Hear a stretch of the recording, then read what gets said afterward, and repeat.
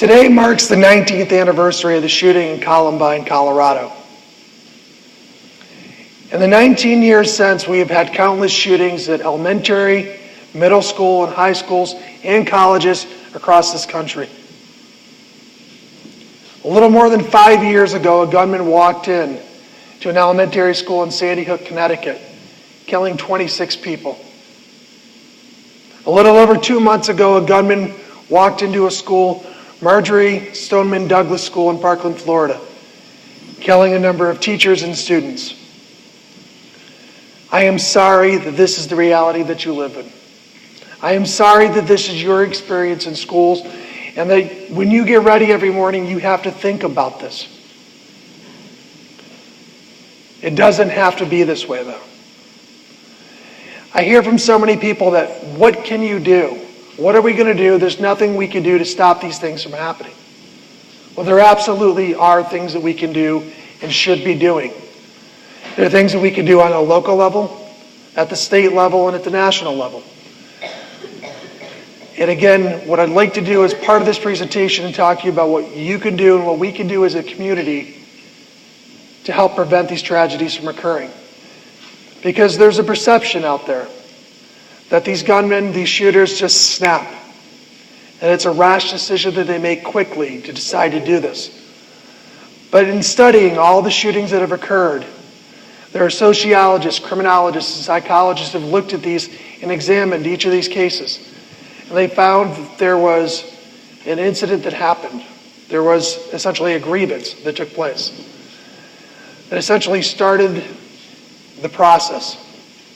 And that there was a planning phase that took place. And there was information that was out there. And so we're going to talk a little bit about that later in the presentation. But in the 2 months since the shooting in Parkland, Florida, there have been almost 800 reported threats in schools across this country. Bomb threats, threats of shootings. And again, every single school district in Oswego County has had a threat made against it. Central Square, APW. Sandy Creek, Pulaski, Mexico, Phoenix, Oswego, Fulton, Hannibal. Every single school district. Please disregard that bell. Thank you very much. Have a great day. So a bell to tell you to disregard the other bell. Fantastic. So again, with these threats across the county, again, it became very, very real for me back on March 10th. I was sitting at the superintendent's office at APW, because that's where my 2 kids go to school. I have a 9-year-old in 4th grade and a 12-year-old in 7th grade. And we were talking about what we were going to do to mark the 1-month anniversary in Parkland, Florida. And we were going to have an assembly in the gym to have all the students down to talk about what's going on. And while we were having that very conversation, the district secretary walked into the superintendent's office. He said, "Mr. Knuth, you need to take a phone call. It's across the street." He said, "Well, look, I'm meeting with the DA. Can you tell him I'll call him back?" She goes, "No, you need to take this." I said, "All right, I'll step out." She goes, "No, you need to stay in the room." And there was an allegation of a man who was in family court who basically didn't get custody of his kids that day and was angry. And basically, what was being reported to the school is he said, "I'm going to get my kids. I don't care if I have to shoot my way in. I'm getting my kids." That became very, very real, because my 9-year-old is sitting in that building. My 9-year-old niece is in that class right next to him. My cousin's kids, the kids my kids play with it, come over and play. And I can tell you, we weren't fully prepared for it at that moment. And in the weeks since, I've been out to Mexico High School when there were threats going on, and up at Pulaski. In some of these incidents, what we're seeing is young people like yourself making threats. Sometimes it's very direct. Sometimes it's meant clearly as a threat. And it's being done in person at the schools. It's being done through text messages. It's being done on Facebook or through Instagram. It's statements being made in cafeterias that other students are hearing. Some of those comments, though, were intended as very poor jokes. Kids who didn't really want to make a threat, had no intention of hurting anybody, but were making comments because they thought it was funny, because they thought it would get attention. They wanted to amuse their friends. But what I can tell you is anytime we get a threat, whether you think it's a joke or not, we treat it as absolutely serious from law enforcement. The police agencies that get involved, when my office, the DA's office, get involved, emergency management, again, we treat it as a threat level up to here until we know otherwise, which means buildings go into lockdown, which means officers start moving into place, which means we start finding the people posting comments and making those comments, and they're getting dragged into interview rooms in handcuffs to figure out what exactly is going on.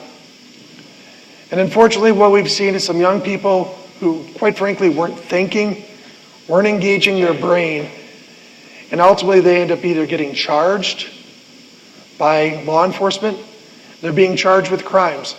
Yet these aren't students who actually were going to hurt anybody, who really never intended to hurt anybody, but because of the words they made, they're being charged with either misdemeanors or potentially felonies that could get them criminally prosecuted, that could result in a criminal record, that could result in them potentially be going to jail or being placed on probation.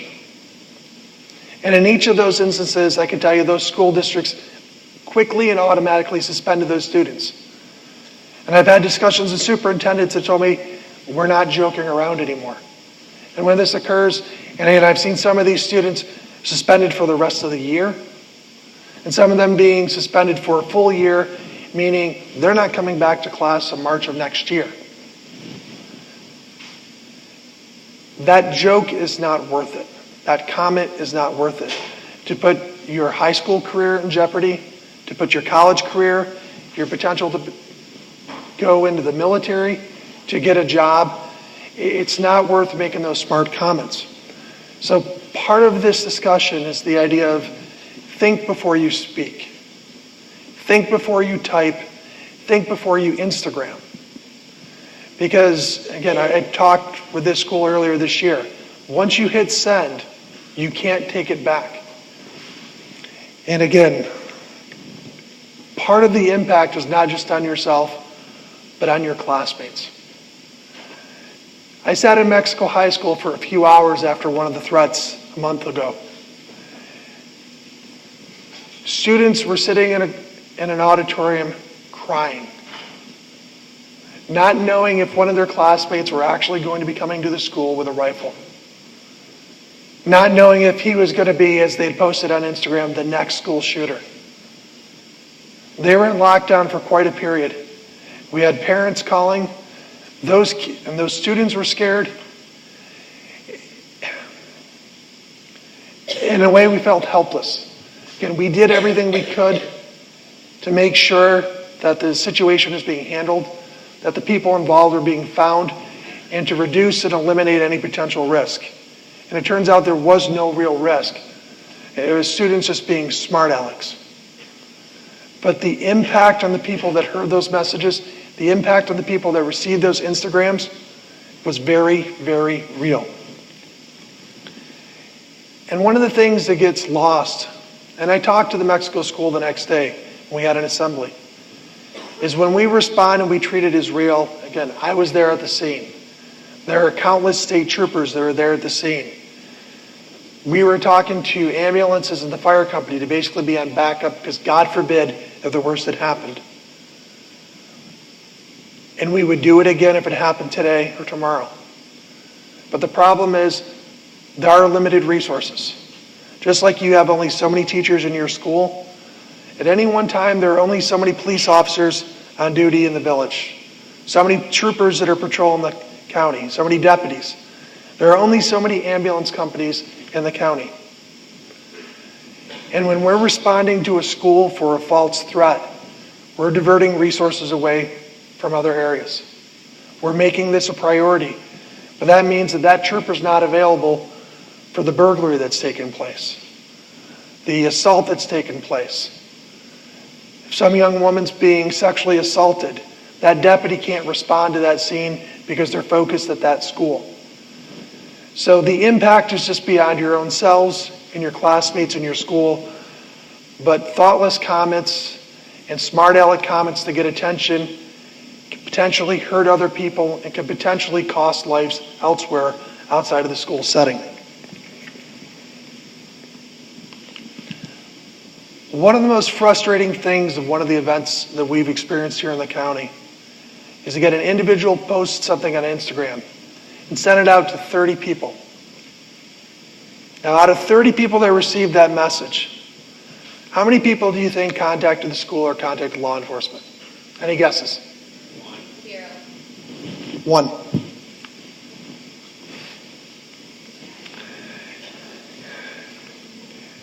One student out of 30. 3%?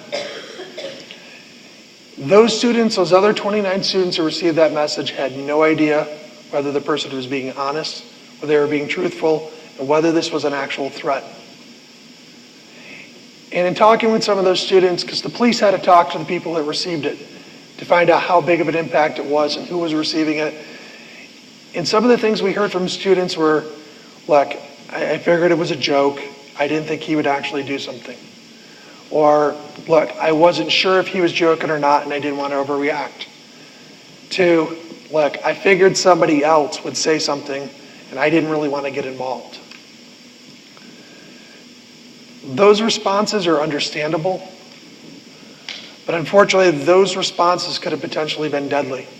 Because if 0 people had said something and this had been real, the school would have been absolutely vulnerable and no way to protect itself or to go into lockdown and to get law enforcement there. In addition to being the district attorney, I'm also the coroner here in Oswego County. Unfortunately, part of that job means that I go to homicide scenes, fatal motor vehicle collisions, and suicides. And unfortunately, I've had to respond to too many incidents of young people, of adolescents who have taken their lives. Those lives and those lives lost impact communities, and I know it's impacted this community. What are the hallmarks that I hear in those conversations and talking with family members, though? I didn't realize he was going to do that. I didn't realize she was going to hurt herself. I saw her yesterday. She seemed perfectly fine. We were just talking on the phone. We were joking. I don't know why he would do this. Unfortunately, one of the most mysterious things in the world are your minds. We have no idea what any of us are thinking at any given time. Again, if you think about your own personal experience, boyfriends and girlfriends that break up with you suddenly, friends that do just jerky things, and you're like, why would they do that? Again, we don't know, you don't know what your friends are thinking as you're sitting there right now. And what you might perceive as a joke or think of as a joke, you have no idea if that person's serious, how long they've been thinking about this, and how far they are in that process.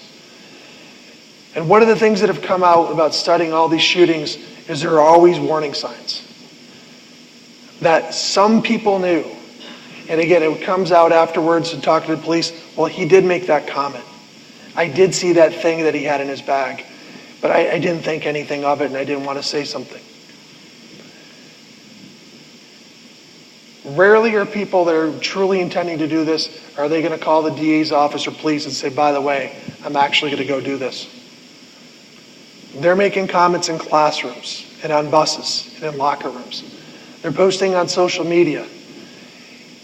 The people who are most likely to be able to detect and report a potential school shooter are you. And you and your classmates. And that's why we need you. If you hear something, to say something. If you see something, please say something. Again, we have to rely upon you. I'm not on everybody's Instagram account. I'm not following them on Twitter. I'm not Facebook friends with everyone. Again, you're our best eyes and ears to know what's going on in the community and what's going on with your friends. And it's not just the comments, it's not just the obvious things, but those sudden changes of behavior.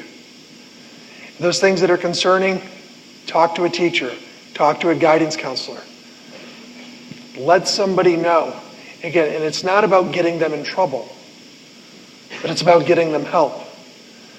Because one of the other common things that have come out of most of these shootings, and this is where Parkland was kind of the exception, most often those shooters end up dead, either at the hands of law enforcement or they end up committing suicide. So if you're truly concerned about your friend and your concern is, well, I don't want to get him in trouble.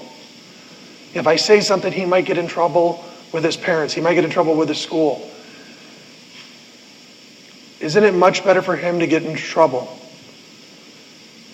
and prevent a tragedy than to see them ultimately lose their life at the hands of law enforcement or themselves in a shooting, along with a lot of your classmates and teachers? And when I say that, I recognize that it's difficult.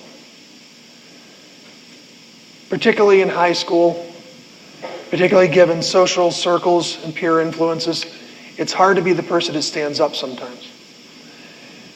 But it's important. And again, it could be a matter of saving your lives. Now, when I talk with young people, though, we talk about, well, aside from seeing something and saying something, aside from letting our teachers know or the administrators know, what else can we do? Let me ask, how many of you have a feeling of kind of hopelessness or helplessness when it comes to school shootings? I mean, how many of you have watched what's happened on TV in Parkland and other places and thought, look, what am I going to do to change anything or what's being done? Anybody ever have that feeling? Yeah. And that's a very common feeling. There are things that you can do every day to help prevent this type of tragedy. Now, oftentimes, we hear people talk about anti-bullying campaigns. And I've heard an awful lot of talk from people saying, well, if students treated each other nicer, then we wouldn't have these shootings. That is sometimes the case. Sometimes that initial grievance is the person who gets bullied. But that is a huge misconception in a lot of cases. And quite frankly, from my perspective, it's one of the worst forms of victim blaming, is to put the onus completely on you and say, well, look, if you guys were nicer to each other, these things wouldn't happen. Again, that is a piece of it.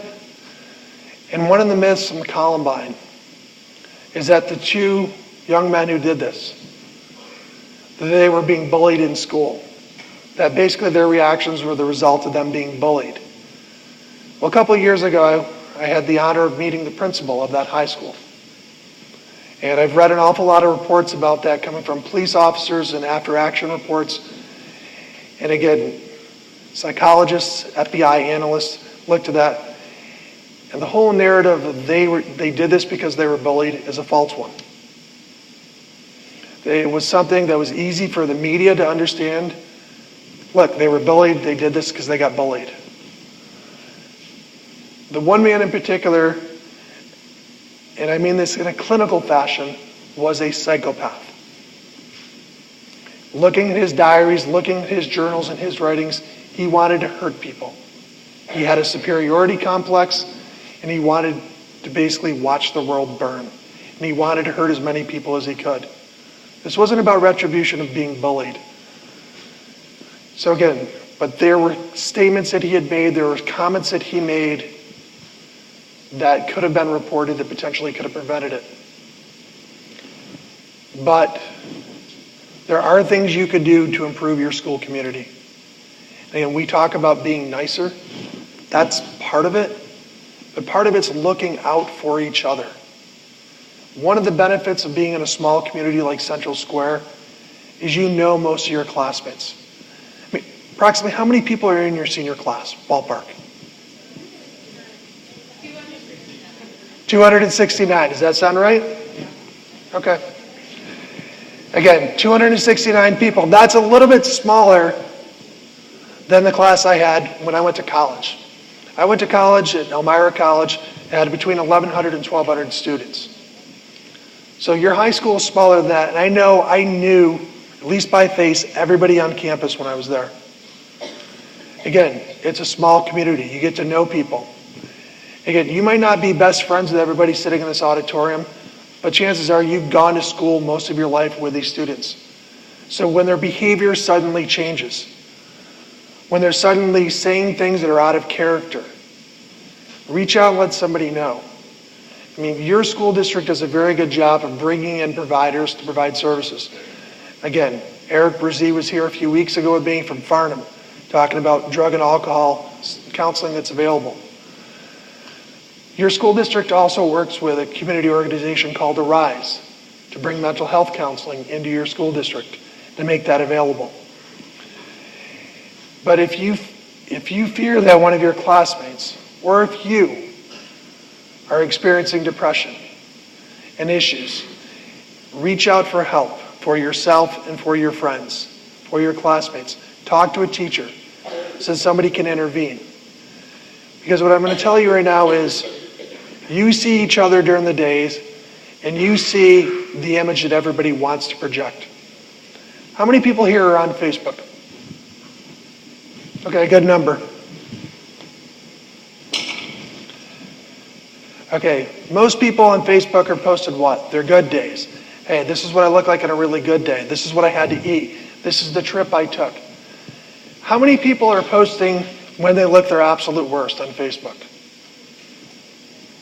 How many people are talking about, again, they talk about all their accomplishments. Hey, I got an A on my exam. Hey, we won our game. How many times do people go on and say, hey, we lost our game tonight. Man, we got creamed. Man, I really bombed that biology exam.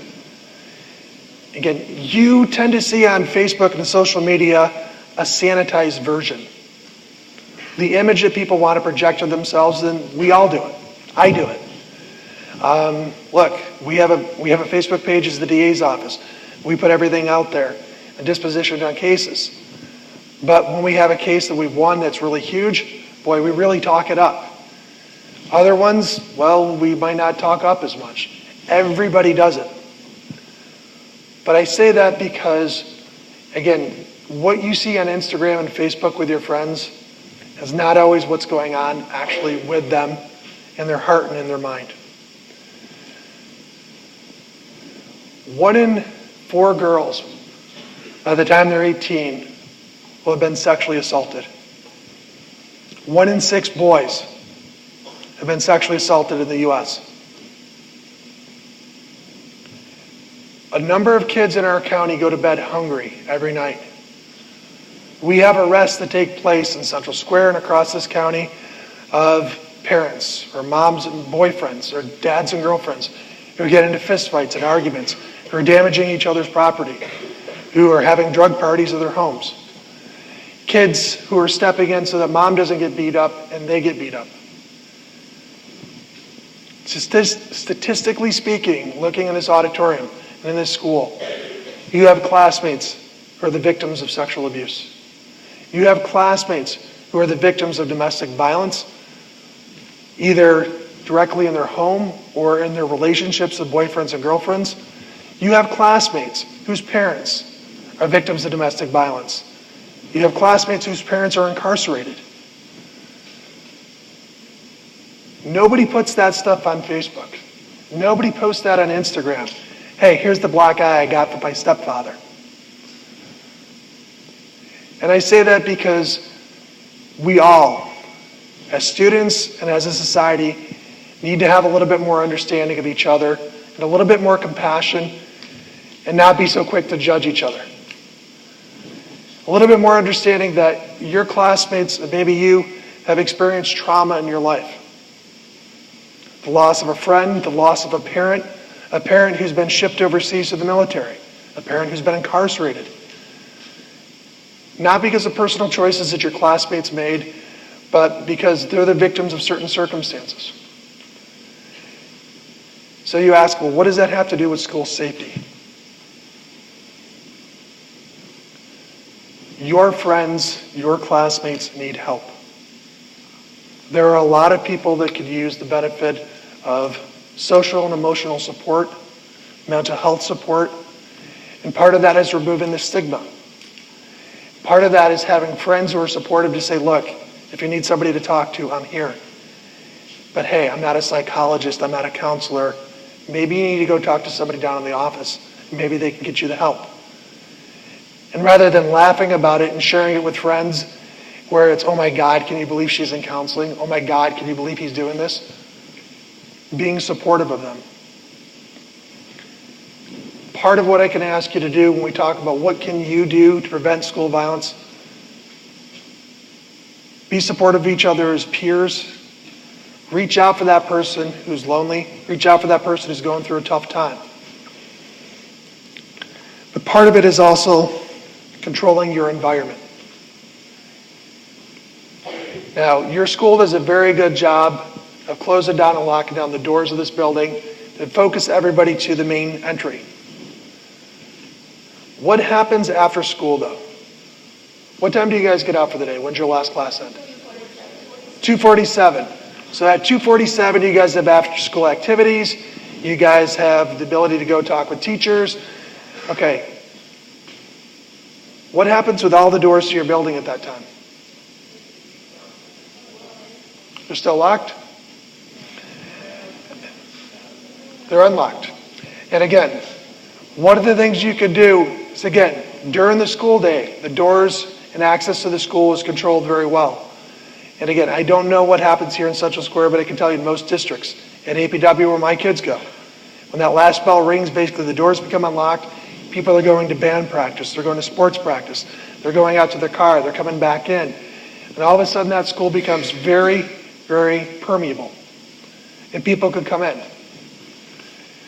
One of the things you need to do is to have situational awareness, to observe what's going on. So if you see somebody who's not a classmate coming in, let somebody know. And part of that is being aware of your environment. Again, one of the things basically by training, when I walk into a room like this, I know where are the exits. Here, here. And if I had to get out of here, where would I go? And unfortunately, one of the things that students need to start doing is when you're going into rooms is trying to figure out where those exits are. If something bad were to happen, what can you do? And kind of planning ahead. One of the statistics and one of the facts that have come out of all these studies of school shootings is that all these shootings, and the dozens that have taken place, there's never been one instance where a locked door has been breached. If students and teachers could get behind a locked door and get that secured, never once has a door been breached. Most of the time, the victims take place, again, in cafeterias or hallways or libraries or in rooms where they didn't get the door locked. So one of the things you could do is, again, make sure your doors in these buildings have locks to make sure that you guys are able to lock those doors. Or if you had to barricade those doors, figure out what you could do. Kind of planning ahead for the worst case scenario. And I know that's a horrible thing to think about. That's a horrible thing to have to wonder, like, what am I going to have to do if the worst case scenario happens? But if you plan ahead, you think through for things like this, and you train your mind to think about a reaction, you're going to be in a much better position to react appropriately and potentially save your lives and that of your classmates. One of the other things that we're doing as a county is, again, we're looking at law enforcement and EMS. We're working with police. We're working with ambulance providers and the fire companies, and we're talking to your school districts. Just on Wednesday night, Mr. Colabufo, your superintendent, came out to SUNY Oswego where we had a national expert in school shootings who was given a presentation, and we as basically county officials were giving recommendations to school districts regarding things they can do regarding the physical plant, basically your physical environment, regarding programs and personnel they can put in place, and things that we need school districts to do to help us. You had board members who were there. Those conversations are taking place. I want to let you know that we as a county and your school officials are doing everything in our power to keep you safe. And that's examining policies and practices, looking to see what we need to do and what we can improve. But some of the most important voices of that conversation are yours. That if there are issues with your school, again, regarding, personnel issues, who's working here, who's present here, regarding programs that maybe aren't as effective as they could be, or programs that you want to have here. If there are things that you notice about rooms where you're like, look, this room just doesn't seem safe because it doesn't have a lock. Talk to your principals. Talk to your school board members. Again, each and every one of you can go to a school board meeting. You don't have to be 18 years old to show up at a school board meeting. You don't have to be 18 years old to show up and vote. Again, last night your school board had a meeting. Again, I ended up becoming part of that meeting much later on. How many of you attended the school board meeting? Okay, nobody. Wait, I think I saw a hand in the back. Hi. Hey, are you a student, miss? Okay. You attended the school board meeting? Okay. Again, do you guys have a student council here in the high school? Yes? Okay, let me answer that for you. Yes, you do. Again, talk to your class representatives. Talk to your student council. That is a great way for you guys to mobilize your voices. Because one of the things that's kind of inspired me over the last couple months are the students in Parkland, Florida. How many of you knew the name of David Hogg before 2 months ago? How many of you know that name now? How about, I think it's Emily Gonzalez. How many of you know her name now? A number of you. Because they're being vocal, because they're being active, because they're demanding change. Again, I've heard an awful lot of adults and I've heard an awful lot of elected officials talking like, these kids, they're teenagers, what do they know? Boy, they're 17, 18, they're trying to set policy. You know what? Good. We need to hear from students. You need to be engaged. And again, there are things you can be engaged with at your school level and at your county level. Again, how many of you here are 18? Okay. Now out of those 18, how many of you, keep your hands up. How many of you are registered to vote? That's an awful lot of hands that just went down.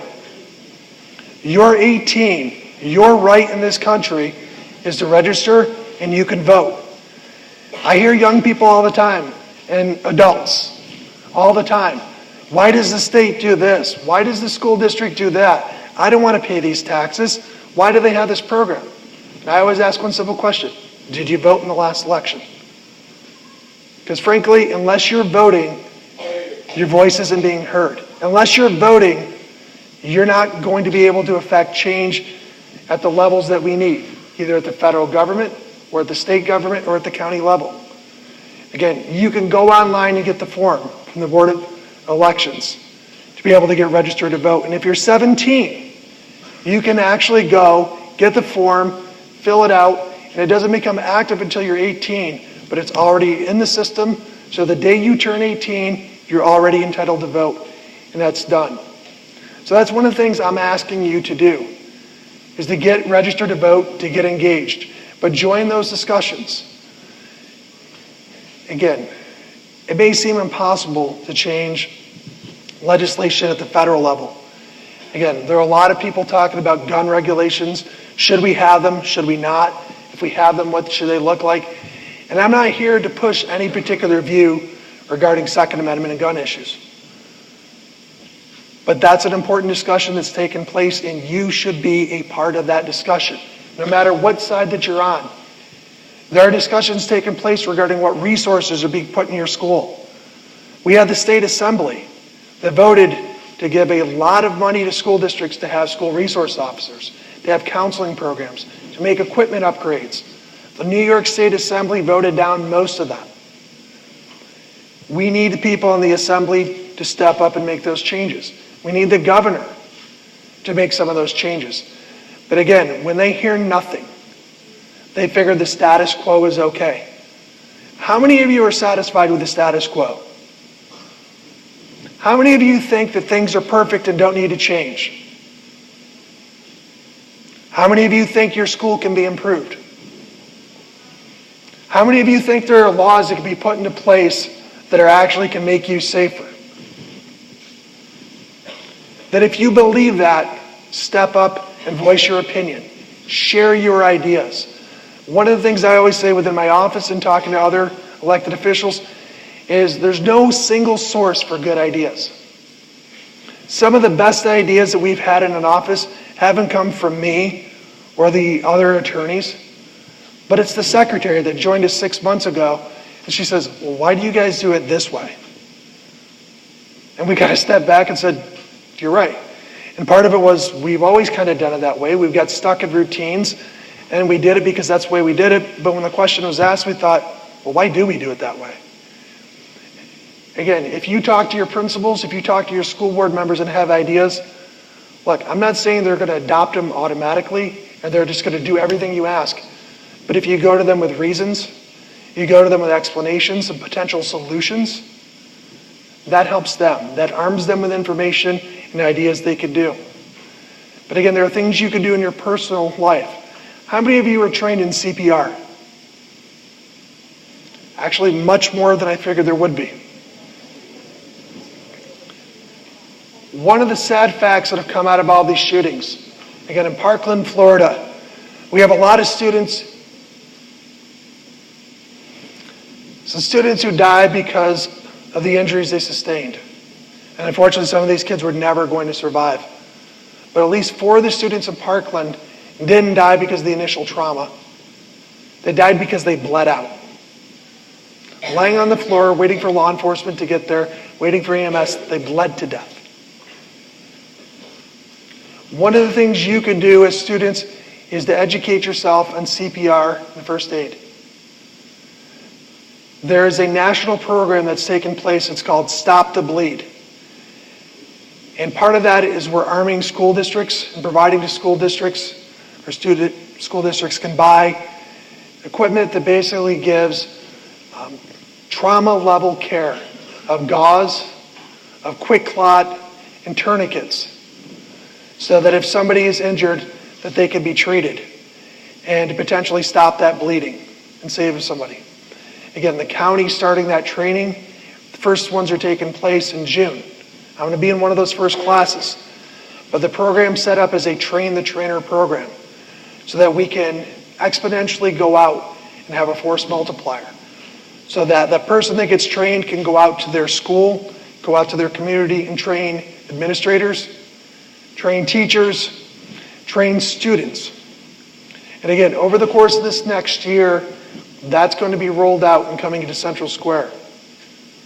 What I'm hoping is that we see students signing up for it. And hopefully the school districts are going to buy that equipment to have it here. I mean, if I say AED, do you guys know what I'm talking about? Okay, what is it? The defibrillator, exactly. Do you know where those are located in the building? Yep. One outside the main office and one by the gym. Yep. And that's typically where they're located. But one of the things we're trying to do with with the Stop the Bleed campaign is just like the AED machines. When they came out, it's training people to use those and putting it in places where they're accessible. So, God forbid the worst happens in your school district, that you're in a position that you can use that and potentially save the lives of your classmates and your teachers who are injured before EMS personnel get here. Can you guys think of anything else you can do? What are your ideas that you think we should be doing?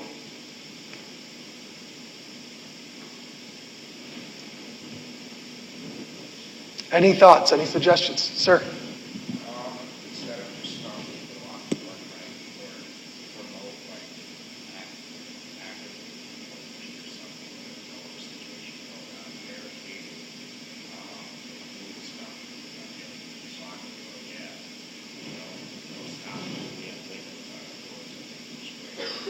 Yeah.